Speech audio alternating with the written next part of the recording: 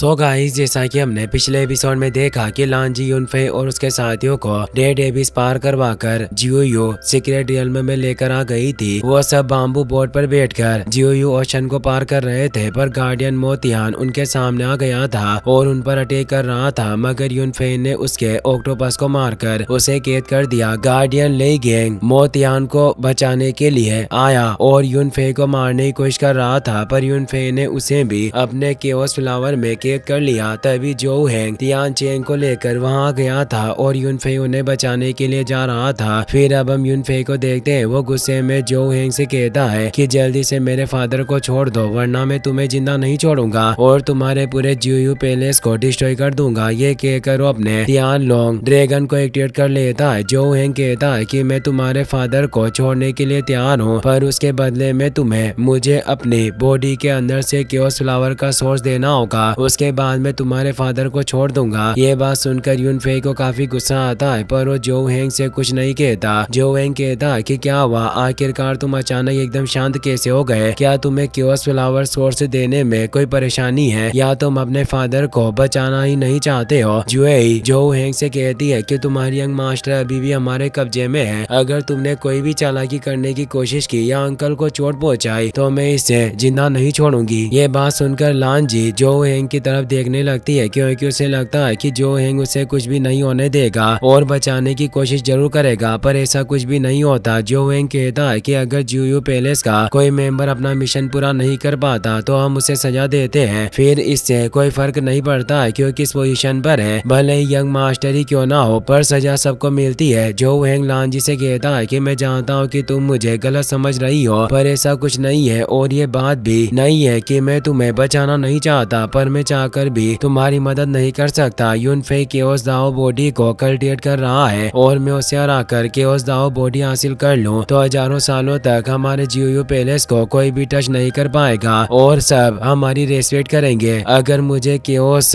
दाओ बॉडी मिल गई तो मैं बहुत ही ज्यादा स्ट्रॉन्ग बन जाऊंगा और आसानी से अपने एंसेस्टर्स के सपनों को पूरा कर पाऊंगा। मुझे उम्मीद है कि तुम मेरी बात समझोगी। ये सब बातें सुनकर लांजी को बहुत ही ज्यादा बुरा लगता है और रोने लगती है। वो सोचती है कि मास्टर ने हमेशा से जियोयू पैलेस और अपनी पावर को बढ़ाने पर ध्यान दिया है। वो सिर्फ मेरे साथ कुछ अच्छा वक्त गुजारते थे जिसमें मुझे ऐसा लग गया कि वो मुझसे प्यार करते हैं, पर ऐसा कुछ नहीं है। मैं भी बाकी मेंबर की तरह सिर्फ जियोयू पैलेस को आगे बढ़ाने का जरिया हूँ। ये सोचकर लांजी जो हैंग से कहती है कि मैं आपकी बात समझ सकती हूँ और मैं आपको गलत भी नहीं समझ रही। जो हैंग युनफे से कहता है कि तुम्हें देखकर ऐसा लग रहा है कि तुम अभी भी केओस सोर्स नहीं देना चाहते। कहीं सच में तुम्हें अपने फादर की जान से कोई मतलब नहीं है या तुम अपने सामने उन्हें मरता देखना चाहते हो? ये बात सुनकर गार्ड अपनी सोर्स से तियान चेंग की बैग पर अटैक करता है, जिसकी वजह से उन्हें काफी दर्द होता है। वो युनफे से कहते हैं कि तुम्हें ये सब करने की जरूरत नहीं है, तुम इसकी कोई भी बात मत मानो और यहाँ से चले जाओ। इससे गुस्सा होकर गार्ड तियान चेंग की गर्दन पकड़कर उन्हें चुप कराने लगता है, जिससे युनफे को बहुत गुस्सा आता है, पर उसके फादर उनके कैद में थे जिस वजह से वो उन पर अटैक नहीं करता। जो हैंग युनफे से कहता है कि मैं तुम्हें सलाह दे रहा हूँ कि कोई भी चालाकी करने की कोशिश मत करो और जल्दी से केओस सोर्स मुझे दे दो, वरना ये पपेट से तुम्हारे फादर को मारने में जरा सा भी वक्त नहीं लगाएंगे। इससे युनफे को काफी गुस्सा आता है। वो कहता है कि केओस सोर्स के साथ मैं तुम्हें दूसरे ट्रेजर्स देने के लिए तैयार हूँ और तुम चाहो तो मुझे भी मार सकते हो, पर तुम्हें फादर के साथ मेरी मॉम को भी छोड़ना होगा। ये बात सुनकर जो हैंग जोर जोर से हंसने लगता है। वो कहता है कि क्या तुम्हें सच में ऐसा लगता है कि अभी तुम मुझे कोई डील करने की हालत में हो? तुम्हारे पेरेंट्स मेरे कब्जे में है और तुम्हें उनकी जान बचानी है। अगर तुमने जल्दी से केओस सोर्स मुझे नहीं दिलाया तो मैं तुम्हारे फादर को मार दूंगा। पपेट तियान चेंग की गर्दन पकड़कर उन्हें ऊपर उठा लेता है, जिससे उन्हें काफी तकलीफ होती है, पर वो काफी कमजोर थे जिस वजह से कुछ नहीं कर पाते। उनकी हालत देखकर युनफे घबरा जाता है। वो कहता है कि मैं जानता हूँ कि तुम्हें मेरे ऊपर भरोसा नहीं हो रहा है, इसीलिए मैं तुम्हें अपना सीक्रेट फर्नेस दे देता हूँ ताकि तुम मुझ पर भरोसा कर सको। ये कहकर वो पपेट को अपना पर्पल गोल्ड फर्नेस दे देता है। पपेट तियान चेंग को युनफे की तरफ फेंक देता है। वो चेन अपनी गोल्डन बुद्धा बॉडी को एक्टिवेट कर लेता है और उसकी मदद से तियान चेंग को पकड़ लेता है। युनफे अपने फादर को देख लेता है। इसका फायदा उठाकर जो हैंग युनफे के सर में अपनी सोल लॉकिंग नेल घुसा देता है, जिसकी वजह से युनफे को काफी तकलीफ होती है, पर वो चेन और अपने दोस्तों को वहाँ से दूर भागने के लिए कह देता है। तो वो चेन और उसके साथी तेजी से बाम्बू बोट पर चले जाते हैं और ओशन के दूसरी तरफ जाने लगते हैं। यान रुयान आइलैंड के दूसरी तरफ से ये सब देखकर हैरान हो जाती है। वो कहती है कि मुझे यकीन नहीं हो रहा है कि जो हेंग ने यूनफे को कमजोर कर दिया। जो हेंग यूनफे से कहता है कि तुम्हारे सर में सोल लॉकिंग नेल घुस गई है, जिस वजह से तुम कुछ भी नहीं कर सकते। अब मैं आसानी से तुम्हारी बॉडी से केओस ओरिजिन को रिफाइन कर सकता हूँ, और जैसे ही मुझे केओस ओरिजिन मिल जाएगा मैं अपनी सुप्रीम फाउंडेशन बना लूंगा। ये कहकर यूनफे की बॉडी से केओस ओरिजिन को रिफाइन करने लगता है, जिसकी वजह से यूनफे और उसके काफी दर्द होता है। कुछ वक्त में उसकी बॉडी से केओस फ्लावर बाहर निकल जाता है, जिसे देखकर जो हेंग खुश हो जाता है। वो कहता है कि इस बेवकूफ का कल्टीवेशन बहुत ही ज्यादा कमजोर है, जिस वजह से ये केओस फ्लावर को पूरी तरह से रिफाइन नहीं कर पाया। तभी यूनफे का पर्पल गोल्ड फर्नेस एक्टिवेट हो जाता है और जायंट फर्नेस में ट्रांसफॉर्म होकर जो हेंग को अपने अंदर फंसा लेता है। जो हेंग फर्नेस से बाहर निकलने की कोशिश करता है। गॉड बॉडी अपने बावांग पाम की मदद से उसे रोकने की कोशिश करती है, पर जो हेंग अपने स्पीयर की मदद से पाम को डिस्ट्रॉय कर देता है, जिसकी वजह से वहाँ बहुत ही स्ट्रॉन्ग एनर्जी रिलीज होती है। उस एनर्जी की वजह से सब लोग दूर हो जाते हैं। Chaos flower purple gold furnace के अंदर चला जाता है और यूनफे फर्नेस के अंदर से बाहर निकलता है। जो हेंग उसके सामने आ जाता है और कहता है कि तुम्हारी रियल बॉडी पहले से ही इस सेक्रेट फर्नेस के अंदर थी। तुम बस अपनी स्पिरिचुअल बॉडी की मदद से मुझे बेवकूफ बनाने की कोशिश कर रहे थे। सिर्फ गॉड ट्रांसफॉर्मेशन रियल्म का कल्टिवेटर ही स्पिरिचुअल बॉडी कंडेंस करने की सीक्रेट टेक्निक सीख सकता है, पर तुम से पर्पल मेशन रियल्म में हो तो आखिरकार तुमने ये सब कैसे किया। यूनफे कहता है कि कल्टिवेशन की दुनिया बहुत बड़ी है और यहाँ बहुत सारी अनजानी चीजें हैं, तो आखिरकार मेरे एक स्पिरिचुअल बॉडी कंडेंस करने में क्या अजीब बात है। जो हेंग कहता है कि तुमने अपनी स्पिरिचुअल बॉडी का यूज करके मुझे बेवकूफ बनाया, इसका मतलब यही है कि तुम अपनी मॉम को नहीं बचाना चाहते, शायद मुझे उसे मारना पड़ेगा। यूनफे कहता है कि मेरी मॉम जियो पैलेस में नहीं है, तुमने पहले ही उन्हें यहाँ से दूसरी जगह भेज दिया था और मैं ये बात जानता था, इसीलिए मैंने तुम्हारे साथ ये सब किया। जो हेंग कहता है कि मैंने तुम्हें काफी कमजोर समझ लिया था, पर तुम काफी स्ट्रॉन्ग हो, पर अफसोस की बात है कि मेरी परमिशन के बिना कोई भी जियो पैलेस से जिंदा बचकर नहीं जा सकता। ये कहकर जियो जनरल्स को एक्टिवेट कर देता है, जिसकी वजह से जियो पैलेस के चारों तरफ कुछ फॉर्मेशन एक्टिवेट हो जाती है और उनके अंदर से जियो जनरल्स निकल कर आते हैं। उन्हें देखकर लांजी चौंक जाती है। वो कहती है कि ये जियो पैलेस के ग्रेट जनरल्स हैं, जिन्हें एक बहुत ही पावरफुल एशियन कल्टिवेटर ने बनाया था। इनकी पावर है दाओ रियल्म की ग्रेट पावर के बराबर है। एक जनरल बाम्बू बोर्ड के पास आ जाता है और अपने स्पीयर से उस पर अटैक करने लगता है। वो चेन अपनी गोल्डन बुद्धा बॉडी को एक्टिवेट कर लेता है और डिवाइन सील की मदद से स्पीयर को रोकने की कोशिश करता है, पर जनरल सील को तोड़कर उन पर अटैक कर देता है। मगर उससे पहले यूनफे अपनी यिन यांग डिवाइन प्लेट की मदद से उसे रोक देता है, पर जनरल बहुत ही ज्यादा स्ट्रॉन्ग था, जिस वजह से डिवाइन प्लेट में क्रैक पड़ने लगते हैं। दूसरे जनरल्स भी उस पर अटैक करने के लिए जाने लगते हैं। उन्हें देखकर जो हेंग खुश हो जाता है और यूनफे से कहता है कि अगर तुमने हार नहीं मानी तो तुम और तुम्हारे दोस्त जिंदा नहीं बच पाएंगे। यिन यांग डिवाइन प्लेट के अंदर हुन लुआन कहता वो कहता है कि एक मामूली सी अनडेड पपेट मेरे ऊपर अटैक करने की गलती कर रहा है, लगता है कि अब मुझे अपनी ट्रू पावर दिखानी होगी। ये कहकर वो अपने सन बर्निंग लॉ से अटैक करके जनरल के स्पीयर को डिस्ट्रॉय कर देता है। ये देखकर सब लोगों के होश उड़ जाते हैं, पर उन्हें समझ में नहीं आता कि ये सब क्या हो रहा है। हुन लुआन अपने आइस ड्रैगन की मदद से जनरल को आइस में फ्रीज कर देता है और अपने सनबो की मदद से एरो शूट करके जनरल पर अटैक कर देता है, जिसकी वजह से जनरल की हालत खराब हो जाती है और ओशन में गिर जाता है। यह देखकर जो हेंग को बहुत गुस्सा आता है और वो दो जनरल्स से यूनफे पर अटैक करवा देता है। यूनफे अपनी 8 गॉड बॉडीज को एक्टिवेट कर लेता है और उन्हें सील में कैद कर देता है। वो अपने पावरफुल स्लैश की मदद से दोनों जनरल्स को खत्म कर देता है। इससे जो हेंग को काफी गुस्सा आता है। यूनफे कहता है कि क्या तुम्हें सच में ऐसा लग रहा था कि मैं बिना किसी तैयारी के सिर्फ मरने के लिए जियो पैलेस में आऊंगा? मैं तुम्हें मारने की पूरी तैयारी करके आया हूँ। जो हेंग कहता है कि तुम्हारी इस पावर के साथ तुम कितनी भी तैयारी क्यों ना कर लो, पर मुझे नहीं हरा सकते। अब मैं तुम्हें जियो पैलेस की ट्रू पावर दिखाऊंगा। यह कहकर जियो स्पिरिट को एक्टिवेट कर देता है, जिसकी वजह से वहाँ काफी एनर्जी रिलीज होती है और कोई कहता है कि आखिरकार किसने मुझे जगाने की हिम्मत की। इसी के साथ ये एपिसोड यहीं पर खत्म हो जाता है।